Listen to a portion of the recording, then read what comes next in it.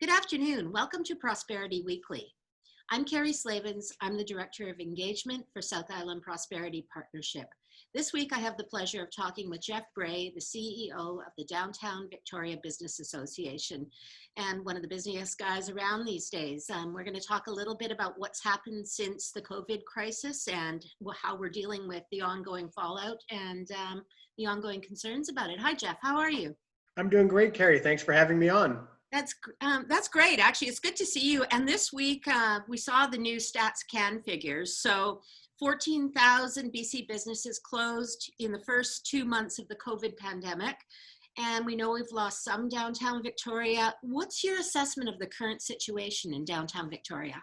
Well, certainly we're seeing, our entrepreneurs and our restaurants, certainly doing what they can to reopen safely. And we're seeing a lot of innovation. But the reality is that we're still in a situation where many businesses are operating very much on federal programs, whether it's the rent relief program, the emergency wage supplement program. And so certainly there is a lot of concern that as those programs wind down, if we haven't replaced that with revenue and transactions, that we will see more business closures, not just downtown, but really in many commercial areas in the region. Right. And, I've really noticed the DVBA has been on the front lines trying to help businesses. You're putting support behind them in every way, working pretty intensively and advocating on their behalf. One of the things I've noticed is you've launched the Save the Sales campaign. Can you talk about what that is? Sure. Well, I think, we live in a great part of the world. People in the Capital Regional District have really embraced shop local. I don't think we need to keep talking about that. People really are aware of that. What we wanted to do, downtown's very vibrant, it's diverse, it's kind of hip and funky and all of those types of things. So we could have just done a shop local kind of campaign and it would have been fine. But we really wanted to have a lighter, more enjoyable kind of atmosphere. So we've actually created this campaign that will run till the end of September. And it's premised on, if you remember the old Variety Club telethons of the 80s and 90s, and even now the KCTS 9 public broadcasting telethons, kind of fun. We've partnered with Czech TV on this. And so the promotion is really that if you come downtown and you make a purchase downtown, you register your purchase at savethesales.ca, and every week you have a chance to win your purchase that week up to $100. And September 30th, we'll be doing a draw for a grand prize of $5,000. But it's also more about just really enjoying all of the great entrepreneurs and restaurants and ice cream shops that we have downtown, and making that purposeful decision to come downtown. It's the region's downtown, and enjoy it.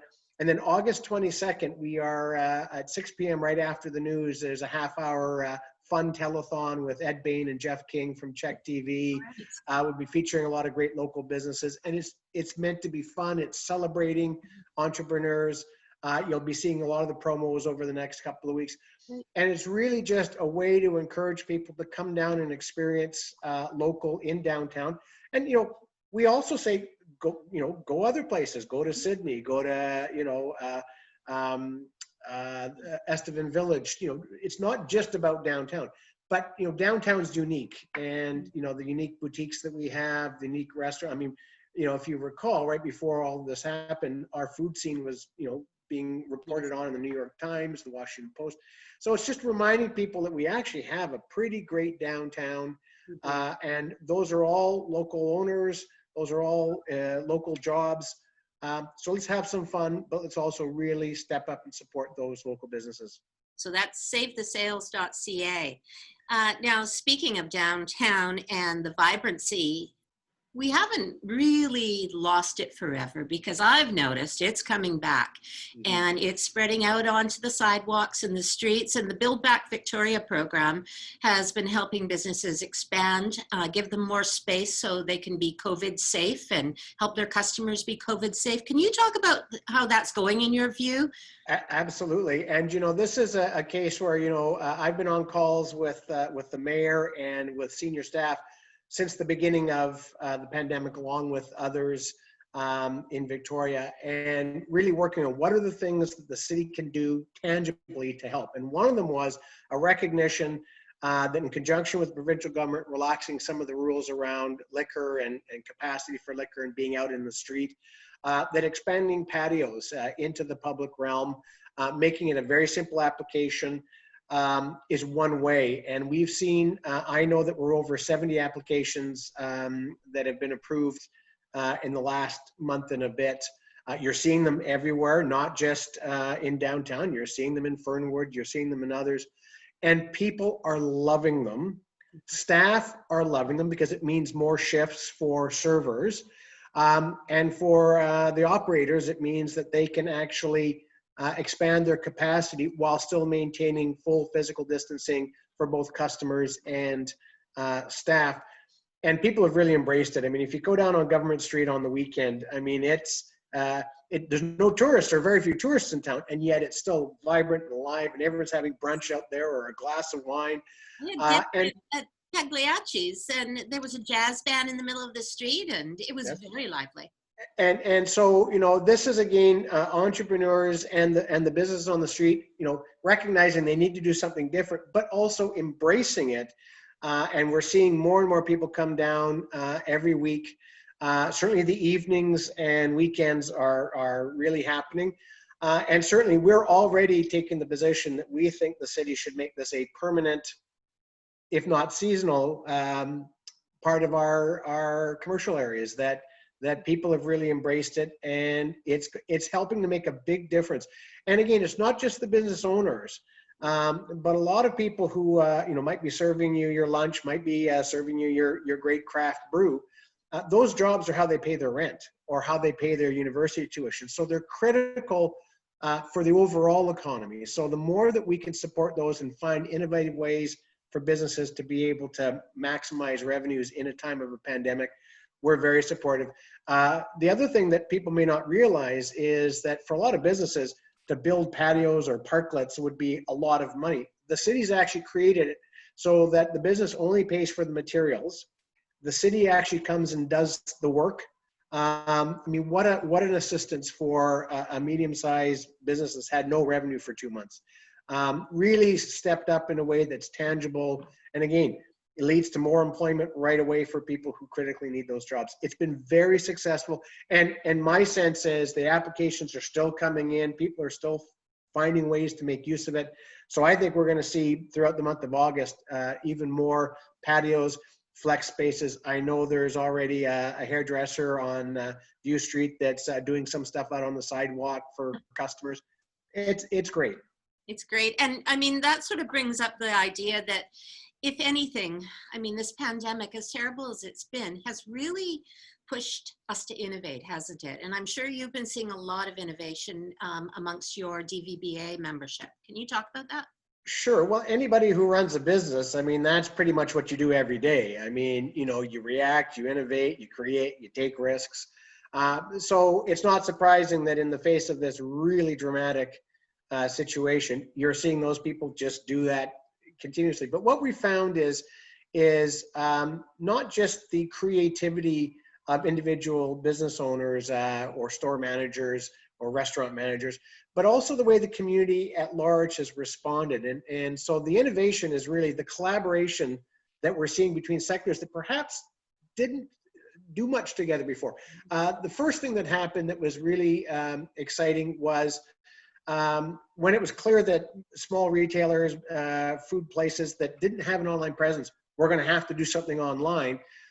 70 local tech firms freed up staff time at no charge for businesses to be able to set up a simple website that would then have your payment system lined up. That things that probably some of them wouldn't be able to do on their own or not do very well, that just was there. That was the tech community responding. We've seen, for those that remember the Boxes of Hope program, when restaurants all had to close down, we had a couple restaurateurs and a couple property owners said, okay, we've got people who are homeless who need to be fed. We have restaurants now with inventory and staff that now are closed. So they fundraised, coordinated, the DVBA was part of that to get those kitchens working and earning a little bit of revenue and utilizing their inventory to feed the homeless. We saw a lot of this over the last couple of months. Now what you're seeing is, as businesses reopen, great creativity in how people have either changed some of their inventory, how they've created their shops so that they're safe for people to walk in, moved out onto the street. Just a lot of great ideas and really a lot of great collaboration between owners on a single street who've combined to create, like, Broad Street's now closed, Pagliacci's on both sides, there's live music, as you mentioned. Lots of great things happening. And that's something that has been nice to see. It's one of those silver linings, is the collaboration and creativity that we have right here in Victoria. That's awesome. And, you know, I mean, we're Victoria, we're a fabric of communities across the South Island, and really we're a regional economy. So what is the importance? I mean, you're focused on downtown Victoria, but can we talk for a minute about the importance of communities supporting communities? Absolutely. I mean, you know, the reality is that it's not just when you go to a restaurant and do a takeout meal that it's just the restaurant, because the restaurant has to hire staff. The restaurant has to order supplies. The restaurant has to pay their rent. The rent goes to the property tax. You know, that dollar that you spend in that local store actually gets respent in our local economy and our regional economy several times over. So there's a lot of jobs that rely on that takeout hamburger other than in the actual restaurant. And, you know, when you look at our agriculture sector and our farmers, when you look at the delivery businesses that deliver supplies, it just goes on and on. So whether you shop downtown or you shop in Oak Bay or you shop in Sydney or you shop in Langford, know that if you make a purposeful decision to support a business in your community, that you're helping a lot of people you'll never meet in our community. And that's really what's going to get as many of us through this as possible, is just recognizing, and I know it's an oft-said phrase, Carrie, but, you know, if we all buy from Amazon, the only one left standing at the end is going to be Amazon. Nothing wrong with Amazon, a great business model, but in a pandemic, we want those storefronts to be here when we get to phase 4. And that means we have to make purposeful, intentional purchasing decisions, knowing that we're helping our local community. That's a really good point, Jeff. And just as a final note, are there any other initiatives you want to bring up that the DVBA is working on that you want to highlight? Well, you know, one of the things that we're really proud of is when the pandemic first hit, and really we didn't know a lot about COVID-19. We didn't know how long all this was going to be. Our clean team, who are the team of employees that are out there helping to keep the streets clean and you know, are picking up garbage, needles, removing graffiti.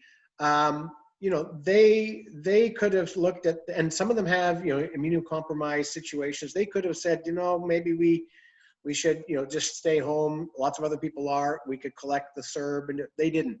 Every one of them not only was at work every day, but our hours increased because they took great pride in not only keeping the streets clean and keeping an eye on properties, but they were disinfecting transit stops and various other things.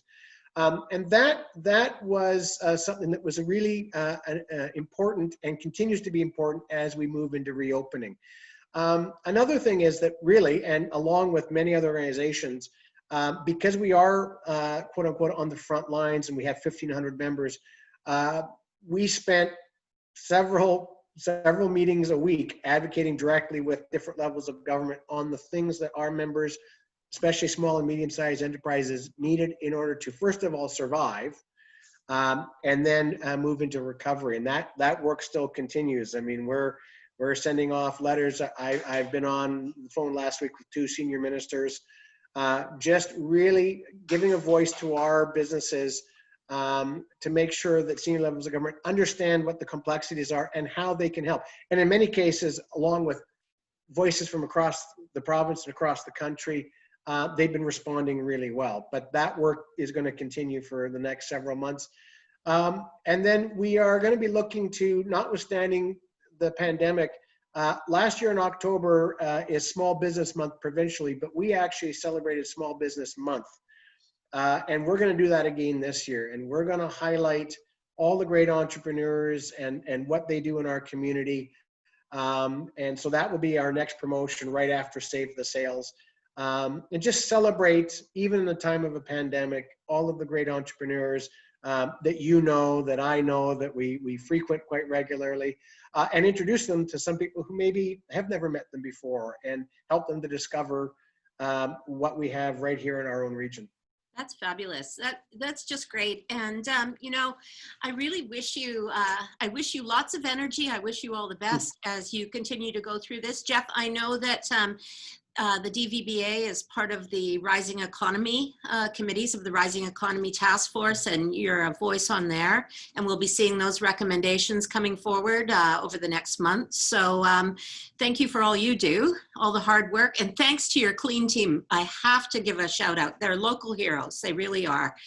Well, they are, and you know, thank you. And I mean, SIPP, the South Island Prosperity Project. I mean, the fact that we're on the task force, specifically looking at retail, restaurants, and services, which is the core of what we have downtown, along with the collaborations we've had with the Chamber, with the Harbor Authority, with the city. I mean, you know, people really have stepped up, and everyone's parked their egos at the door, and we're just trying to get stuff done. And so it's been a privilege to be part of this large group of people, including Emily and Bruce at your shop, who've just, you know, worked tirelessly on behalf of our community, and will continue. And so thank you for having me, and thank you for letting me be a part of your team. Okay. Thanks so much, Jeff. Bye-bye now. Thanks. Take care.